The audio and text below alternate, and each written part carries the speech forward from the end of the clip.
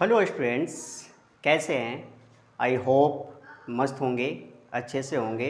तो मैं Pankaj Kumar and welcome to my YouTube channel PKM English classes. तो स्टूडेंट्स, वीडियो को पूरा देखें, एंड तक देखें और देखने के बाद चैनल को ज़रूर सब्सक्राइब करें। सब्सक्राइब करने के बाद इसे ज़्यादा से ज़्यादा शेयर करें ताकि लोग वीडियोज़ को देखें और कुछ सीख सके। तो ज़्यादा टाइम ना लेते हुए क्लास को स्टार्ट करते हैं। तो बच्चों, लेट्स स्टार्ट द क्लास। तो जो आज का टॉपिक है वो है इंट्रोडक्शन, सेल्फ इंट्रोडक्शन और how to introduce your self. इसका पार्ट 1 मैंने बनाया था जो कि यंगर्स के लिए था, छोटे बच्चों के लिए था। आज मैं पार्ट 2 लेकर के आया हुआ हूँ जो है पार्ट 2 एल्डर्स के लिए है, बड़े बच्चों के लिए है। ठीक है, स्कूल स्टूडेंट्स जो सीनियर्स बच्चे हैं स्कूल में, जैसे 11th-12th के लिए है, उनके लिए है। कॉलेज या यूनिवर्सिटी स्टूडेंट्स, कॉलेज स्टूडेंट्स या यूनिवर्सिटी स्टूडेंट्स के लिए है, या बच्चे जो इंटरव्यू के लिए जाते हैं, इंटरव्यू देने के लिए जाते हैं, उनके लिए है। ठीक है, बहुत ही शॉर्ट एंड सटीक लैंग्वेज में और सिंपल लैंग्वेज में मैंने इसको रखा है। ठीक है, तो जो बच्चे आज का इस वीडियो को देखेंगे तो 100% है कि वो अपना इंट्रोडक्शन कभी नहीं भूलेंगे, चाहे आज इंट्रोडक्शन दे रहे हो या 1 साल के बाद इंट्रोडक्शन दे रहे हो या 5 साल के बाद इंट्रोडक्शन दे रहे हो, कंप्लीटली आपके माइंड में ये सेट हो जाएगा। तो फर्स्ट जो 2 चीज़ें से स्टार्ट करते हैं, ये 2 कॉमन चीज़ है। ये 2 जो है वो कॉमन चीज़ है, एंटर और ग्रीटिंग। ठीक है, हमें ये पता ही होना चाहिए। तो एंटर और ग्रीटिंग के बारे में मैंने फर्स्ट क्लास में बहुत ही अच्छे तरीके से एक्सप्लेन किया था। अगर आप वहाँ से देख पाएंगे तो आपको अच्छे से समझ में आएगा। लेकिन नेम, अपना नाम, यहाँ से जो है कि आपका इंट्रोडक्शन स्टार्ट होता है नेम से लेकर एंड तक। नेम, अपना नाम। ठीक है, प्लेस, आप स्थान, कहाँ से बिलोंग करते हैं, कहाँ के रहने वाले हैं वो बताएंगे। फैमिली, परिवार के बारे में बताएंगे। तो यहाँ ध्यान रखिएगा, परिवार के बारे में बताना है। आपके अलावा या आपके मम्मी पापा के अलावा आपके परिवार में कौन कौन है ये बताना है, ना कि आपको पूरे फैमिली का डिटेल बताना है। ऐसा नहीं है, आपके और आपके परिवार, आपके मम्मी पापा के अलावा आपके फैमिली में कौन कौन है ये बताना है। उसके बाद क्वालिफ़िकेशन है, योग्यता, आप कहाँ तक पढ़े लिखे हैं ये आपको बताना है। उसके बाद एडिशनल क्वालिफ़िकेशन है, अतिरिक्त योग्यता, आपकी नॉर्मल स्टडी के अलावा अगर और भी कोई क्वालिफ़िकेशन है तो वो आपको बताना है। ठीक है, एक्सपीरियंस, अनुभव, कि कोई सा फील्ड का अनुभव है, काम का अनुभव है, एक्सपीरियंस है, तो वो आपको बताना है। हॉबी या हॉबीज़, रुचि या अभिरुचि के बारे में बताना है। उसके बाद आपको एंड करना है, समाप्त करना है। ठीक है, तो फर्स्ट जो आता है नेम आता है, नाम। तो मैंने यहाँ पे नेम जो है वो 3 तरीके से आपको बताया हुआ है। ये फर्स्ट 3 तरीके से मैंने आपको बताया हुआ है। ठीक है, 3 के अलावा चौथा तरीका होता ही नहीं है नाम बताने का। पहला जो है my name is dash dash dash, I am dash dash dash और this is dash dash dash. तो जहाँ डैश डैश है वहाँ पे आपको अपना नाम लिखना है। ठीक है, जो भी आपका नाम है वो नाम लिखना है। तो मेरा नाम पंकज कुमार है तो मैंने लिखा माई नेम इज पंकज कुमार। क्या लिखा? माई नेम इज पंकज कुमार। ठीक है, फिर इसी तरह से क्या हो जाएगा, आई एम पंकज कुमार। ठीक है, दिस इज पंकज कुमार। ये 3 वर्जन है नेम बताने का। 3 में से आप कोई सा भी सिलेक्ट कर सकते हो, लेकिन जो ज़्यादा जो चलता है वो माई नेम इज ही चलता है। ठीक है, लेकिन अभी जो ट्रेंड में है, जो अभी ज़्यादा ट्रेंड कर रहा है, वो कर रहा है दिस इज। तो जो भी आपका नाम हो आप यहाँ पे नाम लिखेंगे और सेंटेंस को कंप्लीट करेंगे। माई name is Pankaj Kumar, I am Pankaj Kumar या दिस इज पंकज कुमार। ठीक है, तो तीनों में से आप कोई सा भी कह सकते हैं। सेकेंड है प्लेस, स्थान, आप कहाँ के रहने वाले हैं। तो इसको मैंने 2 तरीके से बताया है। ठीक है, ज़्यादा लेंथी नहीं लिया है, बहुत शॉर्ट एंड सटीक लिया है 2 वर्जन में। आई बिलोंग टू, आप जैसे कि जयपुर के रहने वाले हैं तो आई बिलोंग टू जयपुर। तो जयपुर क्या है, एक सिटी है, डिस्ट्रिक्ट है, और साथ ही साथ डिस्ट्रिक्ट और सिटी के अलावा अगर आप स्टेट को ऐड कर देंगे तो और भी ज़्यादा सूटेबल हो जाता है। I belong to Jaipur Rajasthan, ये हो गया। उसी तरीके से यहाँ बोल सकते हो आई एम फ्रॉम जयपुर राजस्थान।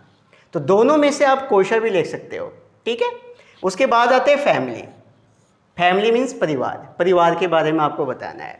तो इन माई फैमिली, मेरे परिवार में, अपार्ट फ्रॉम माई पेरेंट्स, मेरे परिवार के अलावा, मेरे माता पिता के अलावा, आई हैव, ठीक है, I have dash dash dash and dash dash dash. अगर आपका एक बड़ा भाई है और एक छोटी बहन है, ठीक है, तो क्या बोलोगे? आई हैव एन एल्डर ब्रदर। क्या बोलोगे? आई हैव एन एल्डर ब्रदर। और एक छोटी बहन है तो क्या बोलोगे? आ अंगल सिस्टर,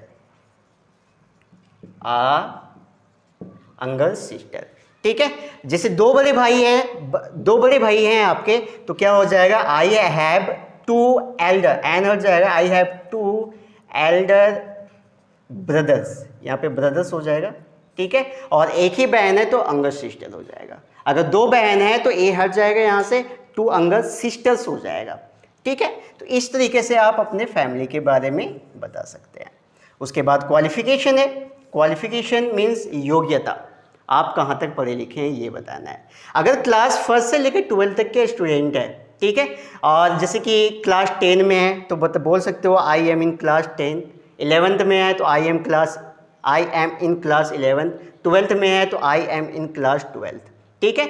और जब कन्वर्सेशन लैंग्वेज होगा, बोलना होगा, तो आप 10th, 11th, 12th का यूज़ कर सकते हैं, लेकिन रिटन में आप TH का यूज नहीं करेंगे, इस बात का ध्यान रखिएगा, ठीक है।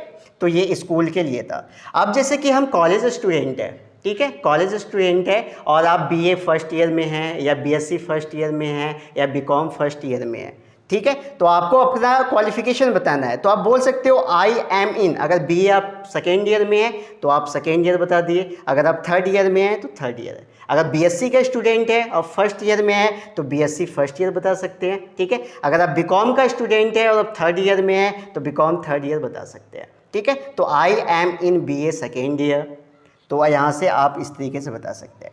अगर आपने ग्रेजुएशन कंप्लीट कर लिया है या पोस्ट ग्रेजुएशन कंप्लीट कर लिया है, ठीक है, जैसे 12th के बाद 3 साल का जो कॉलेज का कोर्स होता है वो ग्रेजुएशन का कोर्स होता है, ठीक है। अगर आपने उसको कंप्लीट कर लिया है तो आप बोल सकते हो आई एम ग्रेजुएट।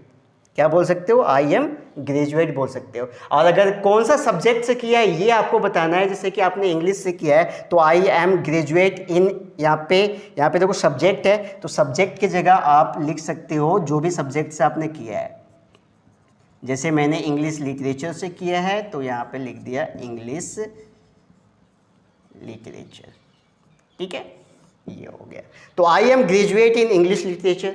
अगर आप पोस्ट ग्रेजुएट है, पोस्ट ग्रेजुएट के मतलब ग्रेजुएशन के बाद जो 2 साल का कोर्स होता है वो पोस्ट ग्रेजुएशन का होता है, ठीक है। तो अगर आप पोस्ट ग्रेजुएशन है तो आप बोल सकते हो आई am post graduate in English literature. जो भी सब्जेक्ट है आप यहाँ पे अपना सब्जेक्ट को मेंशन कर सकते हैं, ठीक है। तो इस तरीके से आप अपना क्वालिफिकेशन बता सकते हैं। और जैसे कि अभी आपने 11th पास किया है, 12th पास किया है, 10th पास किया है और आप बोलते हो कि मैंने पिछले साल ही 10वीं पास करा है, या पिछले साल मैंने 11वीं पास किया है, पिछले साल ही मैंने 12वीं पास किया है, तो यहाँ आप कह सकते हो आई कंप्लीटेड 12th। देखो बोलने में हम बोल सकते हैं लेकिन लिखने में 12th नहीं लिख सकते हैं, ठीक है ना। बोलने में हम 12th बोल सकते हैं लेकिन लिखने में हम 12 भी लिखेंगे। तो आई कंप्लीटेड 12 लास्ट ईयर, पिछले वर्ष पास किया है। तो इस तरीके से आप अपना क्या बता सकते हैं? क्वालिफिकेशन बता सकते हैं, ठीक है। नेक्स्ट जो है वो एडिशनल क्वालिफिकेशन है, अतिरिक्त योग्यता। इसके अलावा ज़्यादातर जैसे कि 10th पढ़ने के बाद अगर आपको समर टाइम में कुछ टाइम मिल जाता है तो आप क्या करते हैं, नॉर्मल RSCIT का कोर्स कर लेते हैं या CCC का कोर्स कर लेते हैं या बेसिक कंप्यूटर्स का कोर्स कर लेते हैं। तो ये आपका क्या होता है? एडिशनल क्वालिफिकेशन हो जाता है।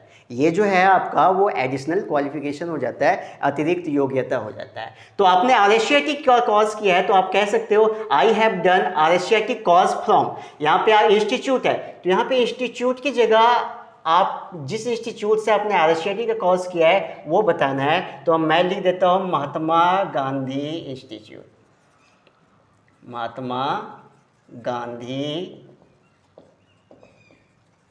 इंस्टीट्यूट, ठीक है। उसके बाद इन डैश ईयर है, तो ईयर की जगह आप जिस साल में आपने इसको कंप्लीट किया है वो ईयर रखना है। जैसे कि मान लो आपने 2019 में किया है तो यहाँ पे आप 2019 लिख सकते हो। तो कैसे बोलेंगे, I have done RSCIT course from Mahatma Gandhi institute इन 2019। अगर आपने CCC कर रखा है तो I have done CCC course from Mahatma Gandhi institute इन 2019। अगर आपने बेसिक कंप्यूटर कोर्स कर रखा है तो आप इसी तरीके से इसको बोल सकते हो। तो ज़्यादातर लोग कंप्यूटर से रिलेटेड करते हैं, तो इसीलिए मैंने कंप्यूटर से रिलेटेड ही यहाँ पे लिखा है। तो ये आपके एडिशनल क्वालिफिकेशन में आ गया। इस तरीके से आप एडिशनल क्वालिफिकेशन बता सकते हैं। नेक्स्ट जो है आपका वो है एक्सपीरियंस। नेक्स्ट जो है वो है आपका एक्सपीरियंस, दैट इज अनुभव।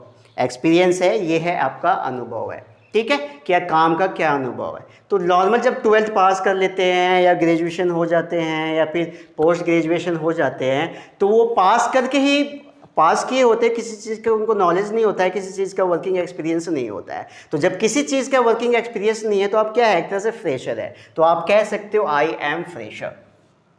आई एम फ्रेशर मतलब किसी प्रकार से काम का नॉलेज आपको नहीं है, ये आप यहाँ से बता सकते हो, ठीक है। उसके बाद जो है, अगर आपका एक्सपीरियंस है, अगर आपका एक्सपीरियंस है तो जितने साल का एक्सपीरियंस है आप अपने बना सकते हो। आई हैव 2 ईयर्स, तो 2 ईयर्स की जगह आप 3 ईयर्स, 4 ईयर्स, 5 ईयर्स, जितने साल का आपका एक्सपीरियंस है वो बता सकते हो। आई हैव 2 ईयर्स एक्सपीरियंस वर्किंग इन। अब यहाँ पे मैंने लिखा है कंपनी नेम या स्कूल नेम। अगर आप कंपनी का कोई कंपनी का एक्सपीरियंस है तो आप बता सकते हो। अगर आप टीचर है तो स्कूल का नाम भी डाल सकते हो। जैसे कि यहाँ पर कंपनी का नाम मैंने लिख दिया मेट्रो, ठीक है, मेट्रो कंपनी। तो I have 2 years experience working in metro company as AN, जिस पोजीशन के अकॉर्डिंग होगा। जैसे कि आपने मेट्रो कंपनी में आपका पोजीशन क्या था, तो सपोज सुपरवाइजर का पोजीशन था, तो यहाँ पे हमने लिख दिया सुपरवाइजर। तो यहाँ पे ए सुपरवाइजर होगा, एन सुपरवाइजर नहीं होगा। तो पोस्ट के अकॉर्डिंग यहाँ पे देख लेंगे ए और AN में क्या यूज करेंगे। तो यहाँ पे हमने लिख दिया सुपरवाइजर, ठीक है, या सेल्समैन, जो भी पोस्ट है आपका, तो पोस्ट यहाँ पे बताना है। तो उसी प्रकार से ये हो गया I have 2 years experience working in metro company as a supervisor या एज अ सेल्समैन। अगर आप स्कूल से हैं, स्कूल में पढ़ाया हुआ है, तो आप कह सकते हो आई हैव 2 ईयर्स एक्सपीरियंस वर्किंग इन, जिस स्कूल में पढ़ाया है उस स्कूल का नाम यहाँ पे बता दो, एज अ टीचर, ठीक है। तो इस तरह से आप अपना एक्सपीरियंस बता सकते हो यहाँ से। उसके बाद हॉबी या हॉबीज है तो आप हॉबी का यूज़ कर देंगे। अभी के प्रेजेंट टाइम में क्या है, किसी का सिंगल हॉबी होता ही नहीं है, तो हम जो यूज़ कर रहे हैं वो हॉबीज़ का यूज़ कर रहे हैं, ठीक है, ढेर सारे में। अगर आपके एक से अधिक हॉबी हैं तो आपका वो हॉबीज हो जाता है। तो इस लाइन को लिखेंगे माई हॉबीज आर, तो आपका क्या हॉबी है, जैसे कि खेलना या फिर नाचना या गाना या पढ़ना या म्यूजिक सुनना, कुछ भी है। तो यहाँ पे हम अपना हॉबीज लिखेंगे। तो माई हॉबीज आर प्लेइंग, अगर खेलना है तो प्लेइंग हो गया, और डांसिंग करना, नाचना है तो यहाँ पे डांसिंग हो गया, ठीक है। My hobbies are playing and dancing. तो इस तरीके से आप अपना हॉबीज़ बता सकते हैं। जो भी हॉबीज़ है आप यहाँ पे इसको मेंशन कर सकते हैं। अब यहाँ पे देखेंगे हॉबीज़ को हम ये 2 वर्जन में भी लिख सकते हैं, ठीक है। माई हॉबीज आर को हटा करके आप इसके जगह पे आई लव का यूज कर सकते हैं या आई लाइक का यूज कर सकते हैं, ठीक है। I love playing and dancing, I like playing and dancing. तो इस तरीके से भी आप अपना हॉबीज़ क्लियर कर सकते हैं। लेकिन ज़्यादा जो चलता है वो क्या चलता है, my hobbies are playing and dancing, ये ज़्यादातर चलता है। इसे लोग नॉर्मल कन्वर्सेशन लैंग्वेज में यूज़ करते हैं, लेकिन जब हम रिटन लैंग्वेज होता है तो हम इसको ज़्यादा यूज़ करना पसंद करते हैं। इसका ध्यान रखिएगा आप। नेक्स्ट है जो एंड है, हमें एंड करना है, समाप्त करना है इसको, ठीक है। लास्ट, सबसे लास्ट एंडिंग वर्ड्स, तो वो क्या हो जाएगा, दैट्स ऑल अबाउट मी, ठीक है। और लास्ट में क्या बोलेंगे, थैंक यू। और अगर आप एक एक सेंटेंस लेंगे तो कैसे लेंगे, यहाँ से ले लेते हैं नेम से, तो क्या हो गया, my name is Pankaj Kumar. Place में से ले लेते हैं तो क्या हो जाएगा, I am from Jaipur Rajasthan. Family में से ले लेते हैं तो क्या होगा, in my family apart from my parents I have an elder brother and a younger sister. Qualification से ले लेते हैं, I am post graduate in English literature, ठीक है। एडिशनल क्वालिफिकेशन से ले लेते हैं, I have done CCC course from Mahatma Gandhi institute in 2019। 6 experience से ले लेते हैं तो बता सकते हैं आई एम फ्रेशर, ठीक है। आई एम अ फ्रेशर, आ का यूज़ कर सकते हो, आई एम अ फ्रेशर, ठीक है। उसके बाद हॉबी से ले लेते हैं तो my hobbies are playing and dancing. And कैसे करेंगे, that's all about me, thank you. तो आज का क्लास ये था बच्चों। आई होप वीडियो देखने के बाद ये माइंड से स्लिप नहीं होगा, वन टाइम में ही माइंड में सेट हो जाएगा। और आज के वीडियो देखने के बाद आप अपना इंट्रोडक्शन, सेल्फ इंट्रोडक्शन और how to introduce your self ये कभी नहीं भूलेंगे। प्लीज़ स्टूडेंट्स, वीडियो को देखने के बाद चैनल को सब्सक्राइब करें, लाइक करें, ठीक है। और लाइक करने के बाद इसे ज़्यादा से ज़्यादा शेयर करें ताकि लोग ज़्यादा से ज़्यादा मात्रा में इस वीडियो को देखें और वो कुछ सीख सकें, ठीक है। Thank you for watching my videos, bye and take care.